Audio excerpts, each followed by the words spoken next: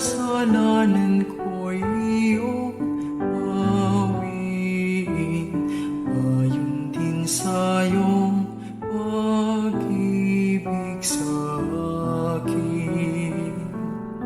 Linisin mo sana ang aking karuhan, at patawarin mo ang aking kasalanan. Sa ngalan ng Ama, ng Anak at ng Espiritu Santo, Amen. sumainyo ang Panginoon. At sumainyo rin. Mga kapatid, kanino ka galit? Bakit ka nagagalit? Normal lang po, pangkaraniwan lang na mararamdaman natin sakit ng loob. Pero hindi normal na hinahayaan mong magtagal ang sakit ng iyong loob sa iba. Kung nga tayo ay nagkakasakit, nahihilo tayo, sumasakit ang ating tiyan, namamaga ang iyong paa pagkatapos mong kumain ng mani, naghahanap ka agad ng gamot. Bakit kapag sumasakit ang loob mo, hindi ka naghahanap agad ng lunas? Hinahayaan mo na magtagal ang galit sa iyong puso. Kaya naman yan ay nakakasira sa iyong pag-iisip. Kaya naman nagiging masama ang iyong karanasan. At yan din ang dahilan bakit nasisira ang ating ugnayan, ang ating relasyon sa iba. Nasisira ang pagmamahalan dahil lang sa galit. Mga kapatid, tayo ay inaanyayahan muli ng ating Panginoon na pumasok sa ating puso. Tignan natin mga pagkakataon na kung saan di natin nabitawan ang ating galit, ang ating sakit ng loob. Ito ay naging puot na. Ang kapatid, alisin natin ang lason ng ating buhay. Yan ang matindi at nagtatagal na galit. Sa mga pagkakataon na kung saan hindi natin napatawad ang iba, hingin natin ang kapatawaran ito sa Panginoon. Tandaan natin na madalas marami tayong ginagawang kasalanan sa Diyos, pero handa siyang magpatawad sa atin. Tayo magpakumbaba, hilingin natin ang kanyang awa para tayo ay makitang karapat-dapat muli makatanggap sa mga banal na misteryo. Inaamin ko Sa makapangyarihang Diyos at sa inyo mga kapatid, na lubha akong nagkasala sa isip, sa salita, sa gawa, at sa aking pagkukulang. Kaya isinasamo ko sa mahal na Birheng Maria, sa lahat ng mga anghel at mga banal, at sa inyo mga kapatid, na ako'y ipanalangin sa Panginoong ating Diyos. kaawaan tayo na makapangyarihang Diyos. Patawarin tayo sa ating mga kasalanan. Patnubayan tayo sa buhay na walang hanggan. Amen. Panginoon, kaawaan mo kami. Panginoon, kaawaan mo kami. Kristo, kaawaan mo kami. Kristo, kaawaan mo kami. Panginoon, kaawaan mo kami. Panginoon, kaawaan mo kami. Manalangin tayo. Ama naming makapangyarihan, ipagkaloob mong kami maging handa para sa Pasko ng pagkabuhay ng iyong anak, upang ang aming inakong kusang pagtitiis ay magbunga ng wagas ng pagmamalasakit. Sa pamamagitan ni Jesucristo kasama ng Espiritu Santo, magpa sa walang hanggan. Amen.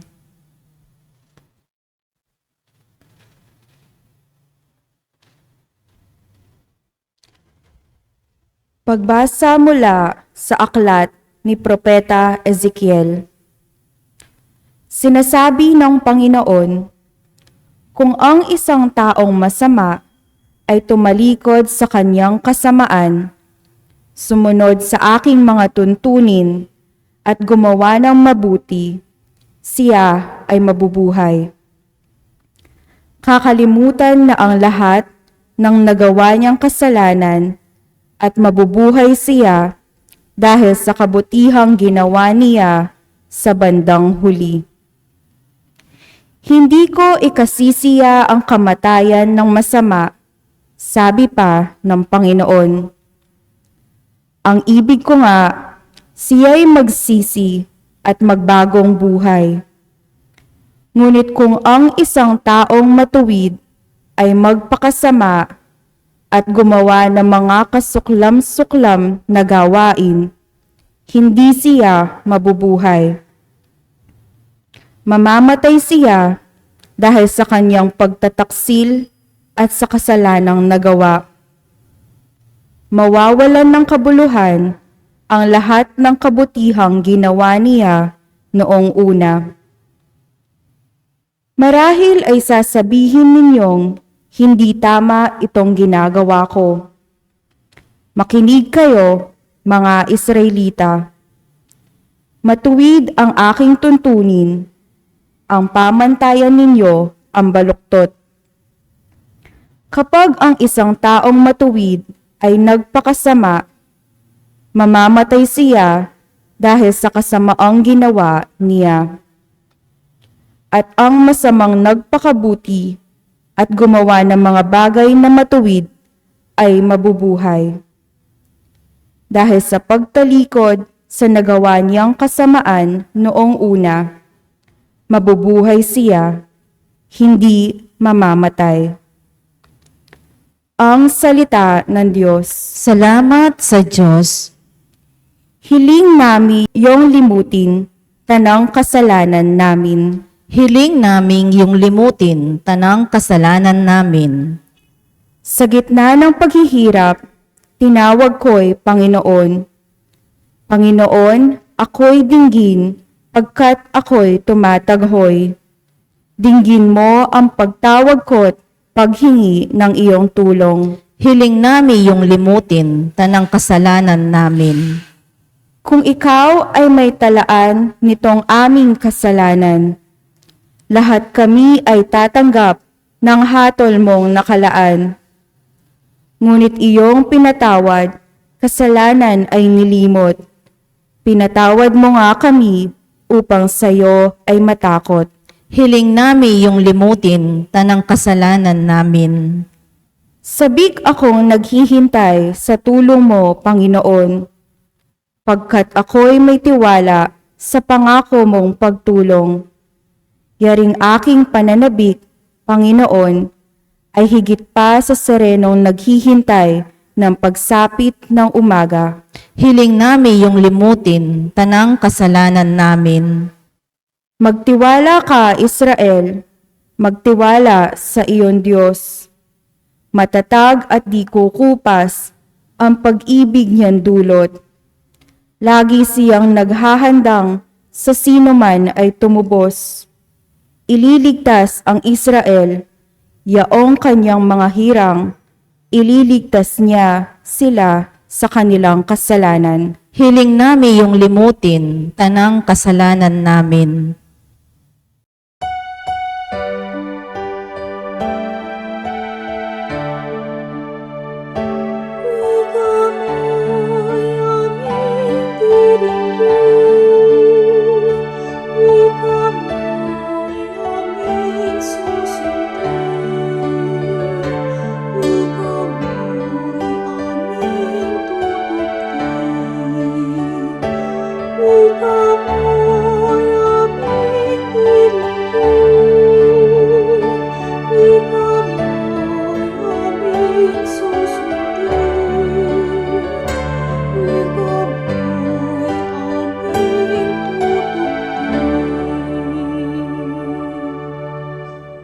Sumainyo ang Panginoon. At sumainyo rin. Ang mabuting balita ng Panginoon ayon kay San Mateo. Papuri sa iyo, Panginoon.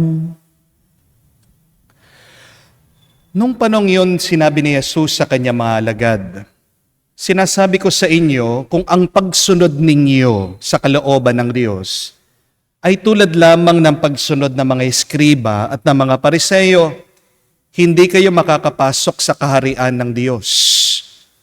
Narinig ninyo na noong unay inutos sa mga tao, huwag kang papatay. Ang sino man makamatay ay mananagot sa hukuman. Ngunit ngayon, sinabi ko sa inyo, ang mapuot sa kanyang kapatid ay mananagot sa hukuman. Ang humamak sa kanyang kapatid ay mananagot sa Sanhedrin. Ang sino man magsabi sa kanyang kapatid, ulol ka, ay mapapasaapoy ng impyerno. Kaya't kung naghahandog ka sa Diyos at maalala mo na may sama ka ng loob sa iyong kapatid, iwan mo muna ang iyong handog sa harap ng dambana at makipagkasundo ka sa Kanya. Saka ka magbalik at maghandog sa Diyos. Kung may magsakdal laban sa iyo sa hukuman, makipag-ayos ka sa Kanya habang may panahon, bago Kanya iharap sa hukom. At kung hindi ibibigay Kanya sa hukom, na magbibigay naman sa iyo sa tanod, at ikaw ay mabibilanggo. Sinasabi ko sa inyo, hindi ka makakalabas doon hanggat hindi mo nababayaran ang kahuli-hulihang kusing. Mga kapatid, ang mabuting balita ng ating Panginoon. Pinupuri ka namin, Panginoong Heso Kristo. Magandang araw po muli sa inyong lahat. Ang pinakamasakit na pwedeng sabihin ng isang anak sa kanyang magulang ay, wala kang kwentang nanay, wala kang silbing ama. Di po ba? Ang pinakamasakit na pwedeng sabihin ng magulang sa kanyang anak, ano? Sana hindi na kita pinanganak, ampun ka lang. Ang pinakamasakit na pwedeng sabihin ng isang mister sa kanyang misis ay, hindi na kita mahal, meron na akong iba. Ang pinakamasakit na pwedeng sabihin ng isang tao sa kanyang kapwa ay, sana mamatay ka na, sana malasin ka. Ang tanong, bakit ba ang sakit nating magsalita sa iba minsan? Bakit ba minsan nakakadurog ng puso ang sinasabi mo sa iba? Bakit ba wala tayong kontrol sa ating pananalita o sa ating ginagawa? Walang ibang dahilan dyan, kapatid, kung hindi ang matinding galit. Amen? Kaya nga po, mag-ingat kayo kapag sobrang galit niyo. Dahil tandaan niyo, ang may matinding galit, walang tamang pag-iisip. Kaya nga po, napakaganda eh. May kasabihan po sila sa Uganda. They say, the angry man who throws a stone into the crowd forgets that his own mother could be hit by his anger. Kapag hindi mo makontrol ang iyong galit, may maiisip ka na hindi mo naman dapat isipin. May masasabi ka na hindi mo naman dapat sabihin. May magagawa ka na hindi mo naman dapat gawin. Ang paalaala nga ni San Pablo sa atin, kaya nakakapasok ang demonyo sa buhay natin ay dahil sa ating galit. St. Paul reminds us, do not allow the sun to go down on your wrath, because anger gives the devil a foothold into our life. Foothold. Anong ibig sabihin? Nakakapasok dyan yung isang paa ng demonyo sa isip mo, sa puso mo. Foothold. Ibig ding sabihin, gumagawa na ng kuta, ng pwesto, ng headquarter, ang dyablo. Diyan sa buhay mo. Ang gamit ng masama para makontrol ka ay galit. Kaya sabi po sa Ebanghelyo, pinapaalala sa atin ng Panginoon, oo, masama ang makapatay ka, pero masama din yung nagtatanim ka ng sakit ng loob, sama ng loob sa iyong kapwa. Nakakapatay ka din ng relasyon, ng ugnayan. Kapag minumura mo, pinagsasalitaan mo ng masama ang iba, lalong-lalo na ang iyong pamilya. Dahil po dito, habilin ng Panginoon, sabi niya, agad-agad mong kausapin yung taong kung saan kinapupuotan mo. Agad kang makipag-ayos sa iyong kaaway. Wala naman pong mabuting bunga ang galit sa ating buhay. Hindi po ba? Hindi niyo po ba napansin? Yung salitang anger, isang letra na lang po, yan ay magiging danger. Ganda po, no? Anger plus 1D becomes danger. Nakakatakot, nakakapangilabot kapag nananatili ang galit sa puso mo. Oo, hindi naman po masama ang magalit. Natural sa atin yan. Pero masama ang galit, depende sa iyong gagawin dyan. It is what we do with our anger that makes it bad and evil. Tandaan natin na kahit naman ang Panginoon, hindi po ba, nagalit siya nung nakita niya ang templo, ang tahanan ng kanyang ama, ay ginawa daw palengke. Nagalit si Jesus. Pero hindi niya hinayaan na manatili yung galit na yon sa puso niya. Nagalit ang ating Panginoon, pero malinaw sa kanya ano ang dahilan ng galit niya. Kailan ba nagiging masama ang galit? Kailan ba nagiging mabuti ang galit mo? Remember this, your anger is good when you are protecting something or someone that you love. Galit ka dahil tinatapunan ng basura ang harap ng bahay mo. Galit ka dahil binubuli yung anak mo sa eskwela. Galit ka dahil hindi lang nang bababae yung asawa mo, sinama pa yung anak mo nandoon sa kotse, sa sasakyan nyo. Mga tamang galit yan. Hindi po ba? Mabuti ang galit kapag gusto mong mawala ang masama at manatili ang mabuti. But your anger is wrong when you cannot manage your anger. Remember that. Marami sa atin yan ang problema. Hindi kayang i-handle, kontrolin ang galit.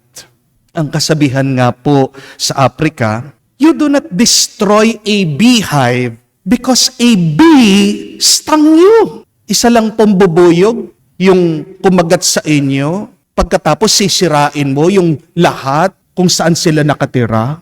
Sobra na. Marami sa atin overacting minsan dahil sa galit nila. Di po ba? Merong mga tao, kapag nagalit, wagas. Marami din, kapag galit, nanghahawa ng kanilang galit. Gusto nila, hindi lang sila ang galit. Dinadamay pa nila yung mga anak nila. Gusto nila, pati yung mga kaibigan nila, nagagalit din. Hindi na tamang galit yan. Di po ba?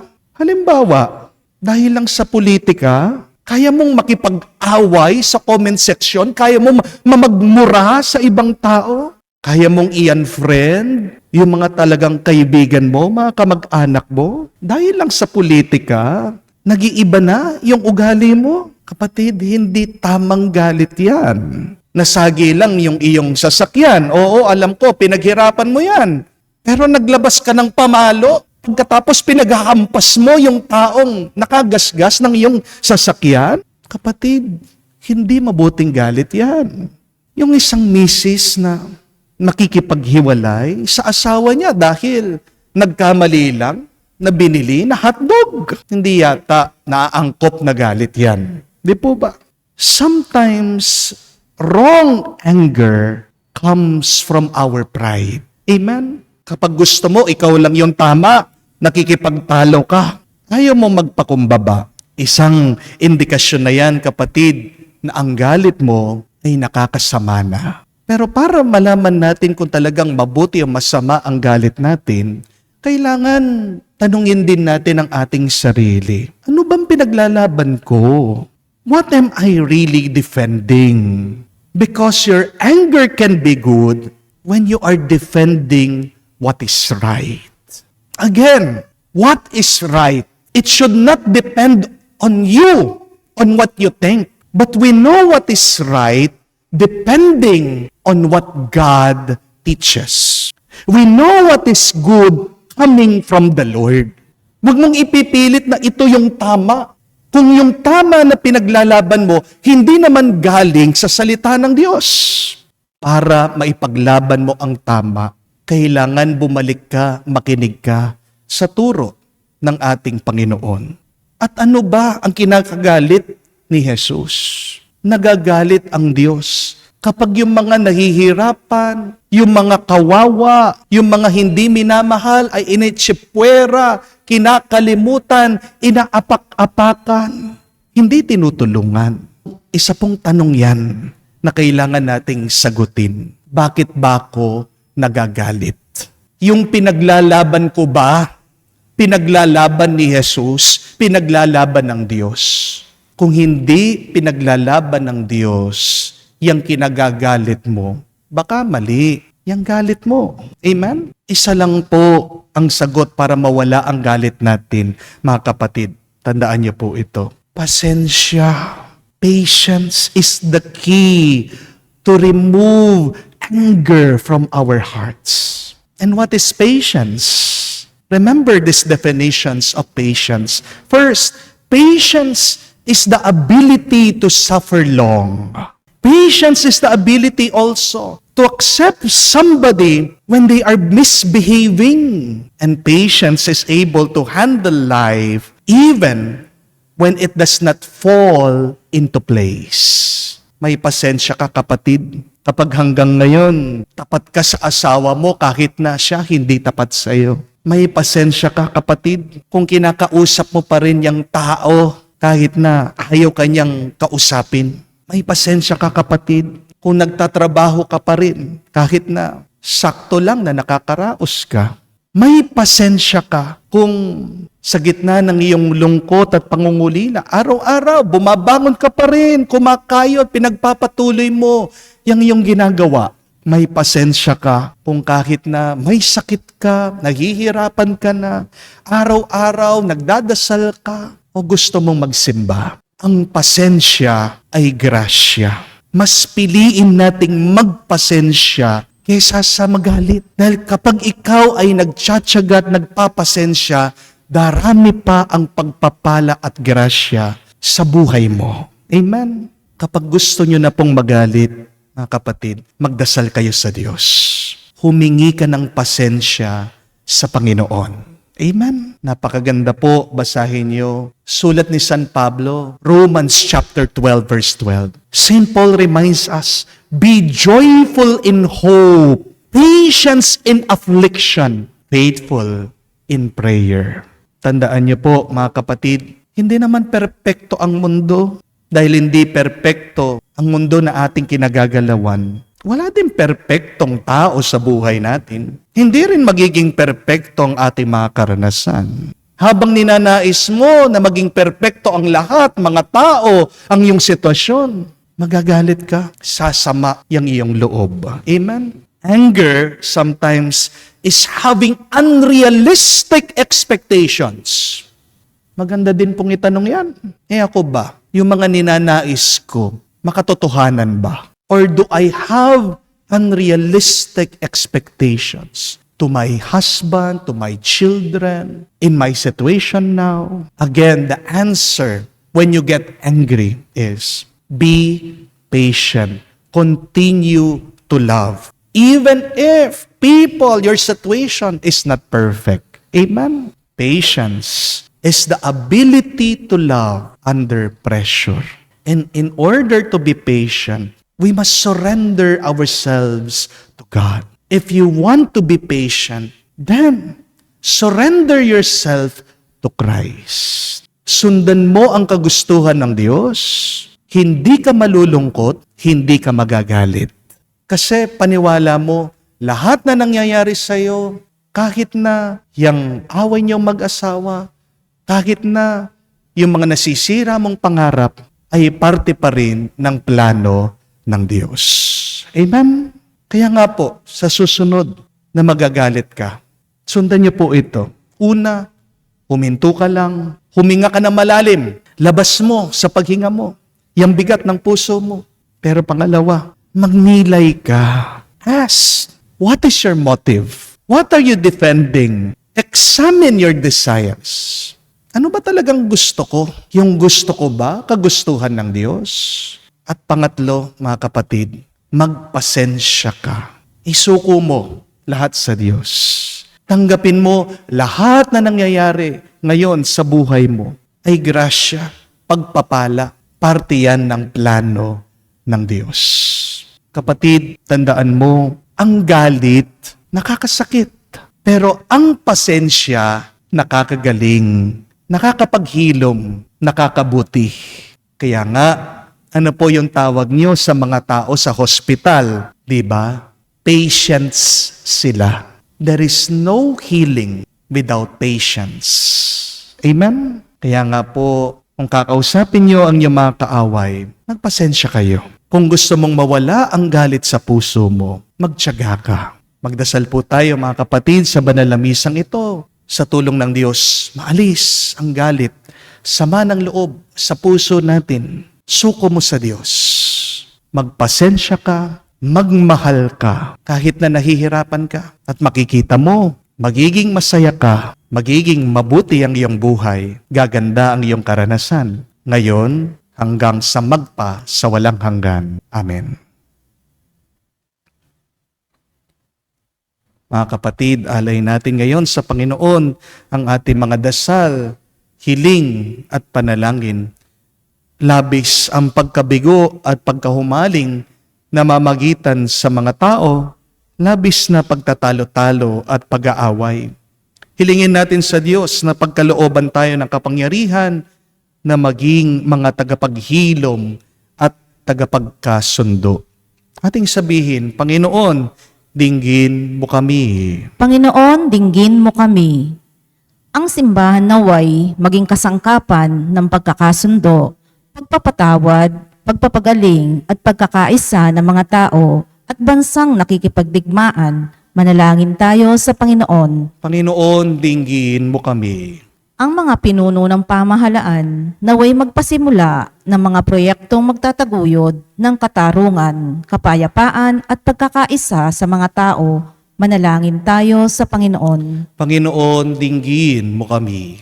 Atin nawang iwasan ang paghihiganti, karahasan at pag-aaway na bunga ng hidwaan, ideolohiya o pananampalataya. Manalangin tayo sa Panginoon. Panginoon, dinggin mo kami. Sa katahimikan po ng ating puso, banggitin din natin sa Diyos ang ating mga personal na pangangailangan. Diyos na aming Ama, tulungan mo kaming makita ang bawat isa ayon sa iyong paningin upang tanggapin at itaguyan namin ang isa't isa alang-alang sa iyo. Hinihiling namin to sa pamagitan ni Kristo na aming Panginoon. Amen.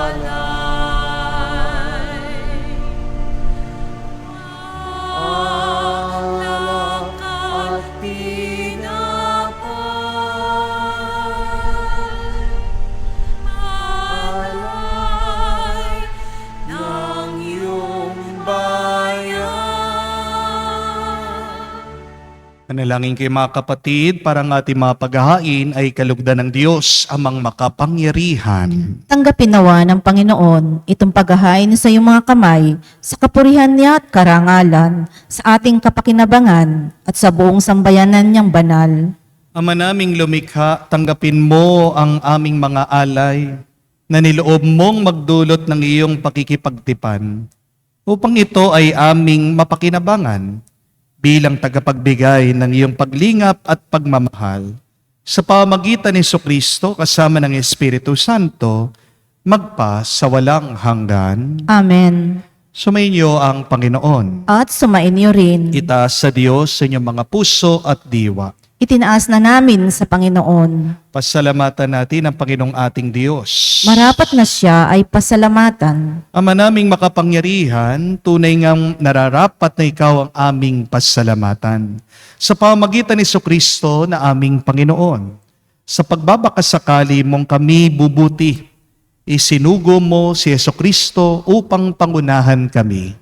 Bilang pagsunod sa iyong atas na bigay, pinahayag ng iyong anak ang iyong kalooban, na mga apit dukha ay kanyang damayan. Ngayon ay iyong inihahandog ang pagkakataong aming maisaloob, ang kanyang ganap at kusang paglilingkod, upang sa iyo'y lagi kaming makasunod. Kaya kaisa na mga anghel ang sisiawit ng papuri sa iyo, nang walang humpay sa kalangitan kami nagbubunyi sa iyong kadakilaan.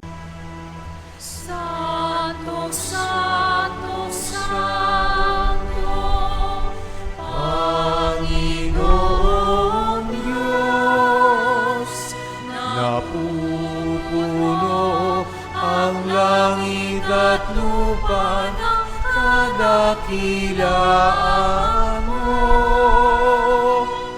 Hosana,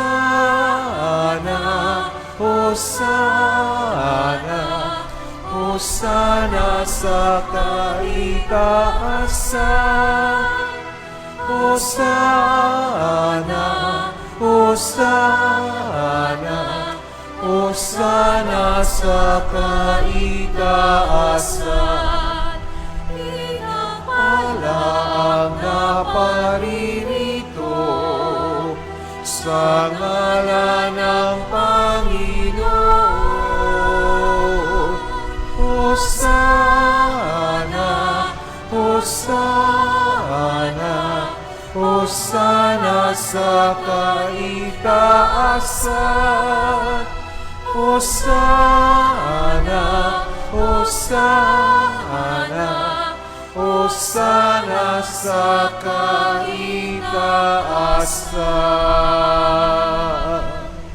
Ama naming banal, ikaw ang bukal ng tanang kabanalan. Kaya't sa pamagitan ng iyong Espiritu, gawin mong banal ang mga kaloob na ito, upang para sa amin, maging katawan at dugo ng aming Panginoong Jesucristo. Bago niya pinagtiis ang kusang loob na maging handog, hinawakan niyang tinapay, pinasalamatan kanya, pinaghati-hati niya iyon, inabot sa kanya malagad at sinabi, tanggapin ninyong lahat ito at kanin. Ito ang aking katawan, na ihahandog para sa inyo.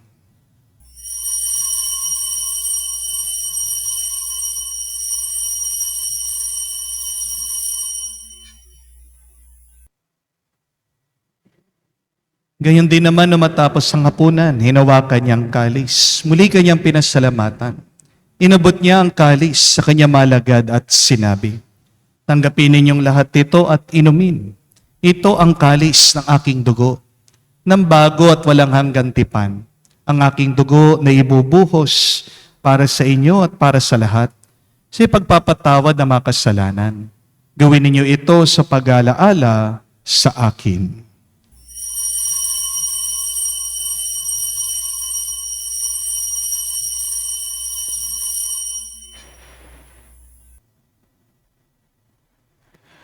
Ang misteryo ng pananampalataya.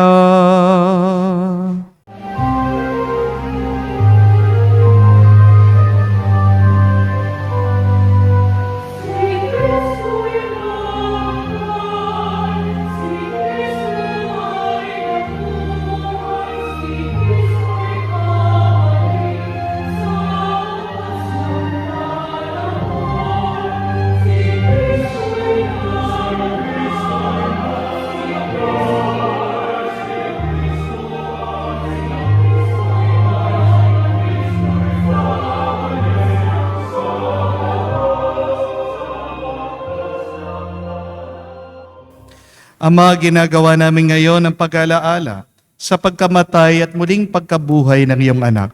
Kaya tinialay namin sa iyong tinapay nagbibigay buhay at ang kalis na nagkakaloob ng kaligtasan. Kami nagpapasalamat dahil kami yung minarapat na tumayo sa harap mo para maglingkod sa iyo.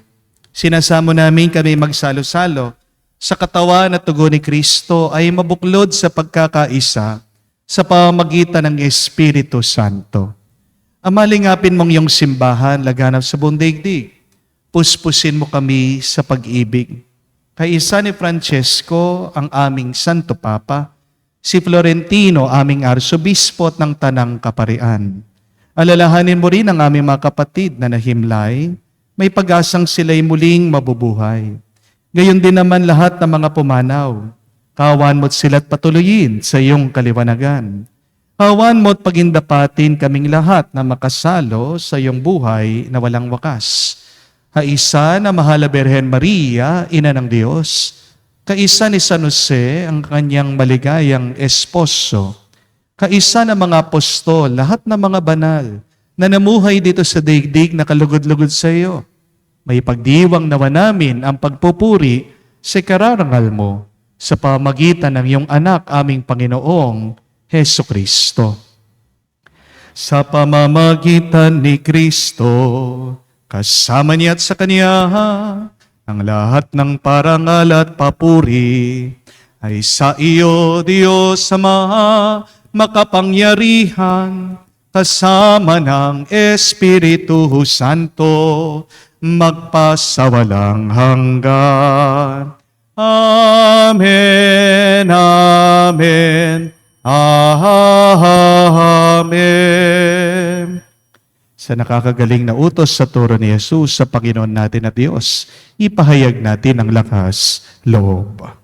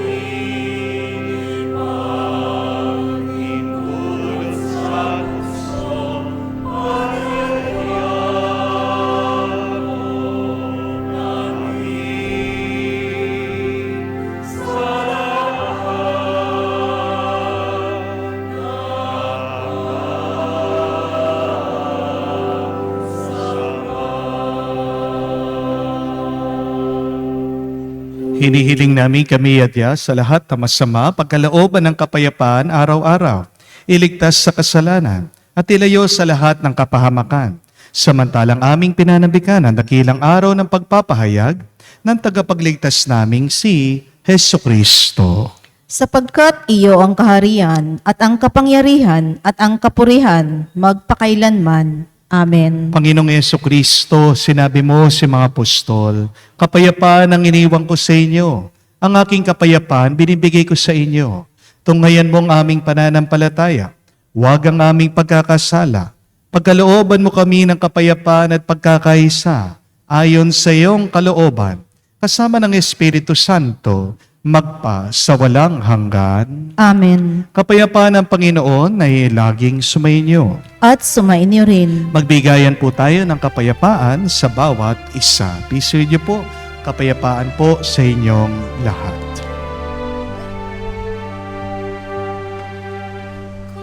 Cordero ng Diyos na nag-aalis ng mga kasalanan ng sanlibutan, maawa ka sa amin. Maawa ka sa amin. Cordero ng Diyos na nag-aalis ng mga kasalanan ng sanlibutan, maawa ka sa amin. Maawa ka sa amin.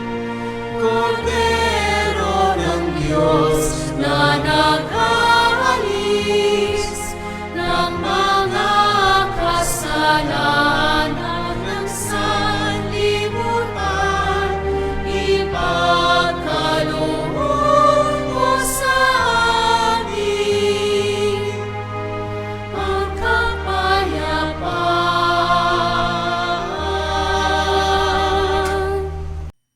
Mga kapatid, naririto ang ating Panginoong Hesukristo, ang Kordero ng Diyos. Siyang nag-aalis sa mga kasalanan ng sanlibutan. Mapalad tayong lumalapit sa piging ng Kordero. Panginoon, hindi ako karapat-dapat na magpatuloy sa iyo, ngunit sa isang salita mo lamang ay gagaling na ako.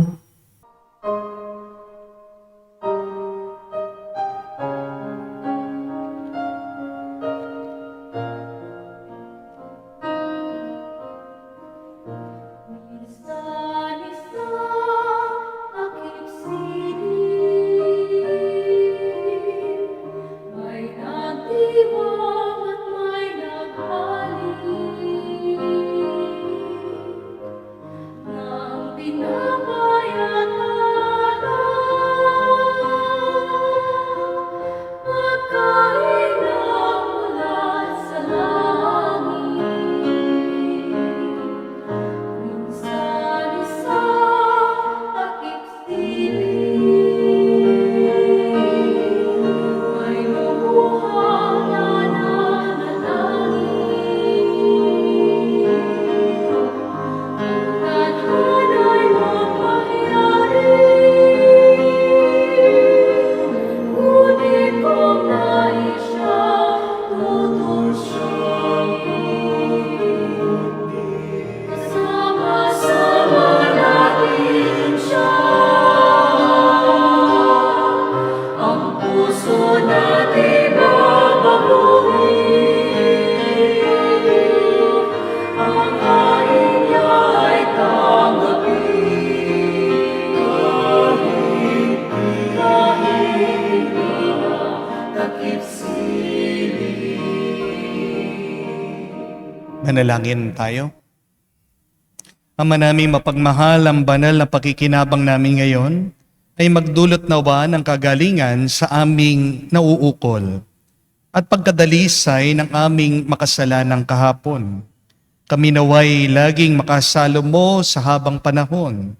Sa pamagitan ni Jesucristo kasama ng Espiritu Santo, magpa sa walang hanggan. Amen.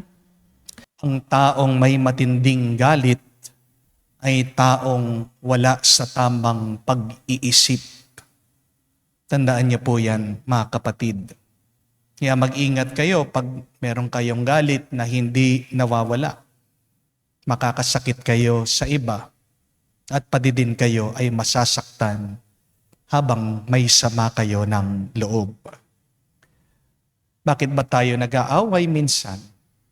Dahil agad natin sinusundan ang ating nararamdaman. Pero mawawala ang away, magkakaroon ng kapayapaan kung susundan natin palagi ang kagustuhan ng Diyos.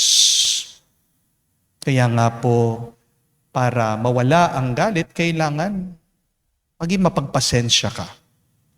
At ang pagpapasensya ay nagmumula sa grasya ng Diyos, sa pagsuko mo sa Panginoon.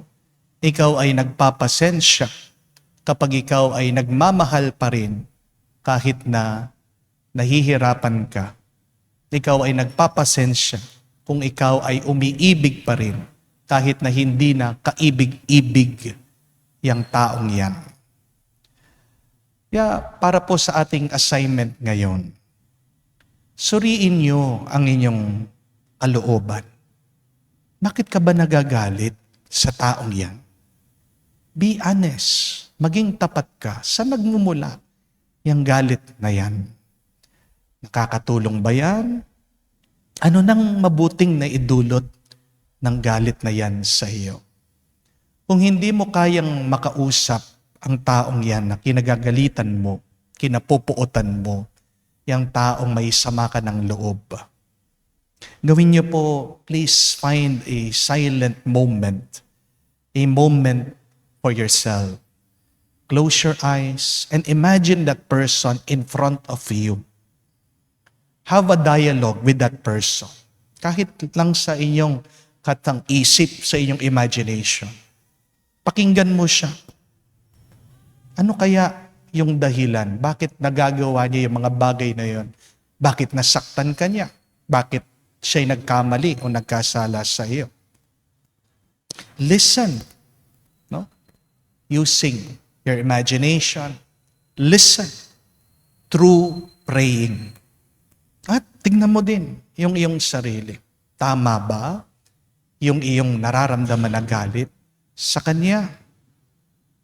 Yung bang galit mo, pinaglalaban mo, yan ba ay pinaglalaban din ng Diyos? So take time to reflect, my dear friends, para manumbalik ang kapayapaan, ang tuwa sa inyong puso. Sumainyo ang Panginoon. At sumain niyo rin. At kayo'y basbasa ng Diyos, makapangyarihan sa lahat, sa ngalan ng Ama, ng Anak, ng Espiritu Santo. Amen. Ang ating misa ay natapos na. Humayo kayo sa kapayapaan ni Kristo. Salamat sa Diyos.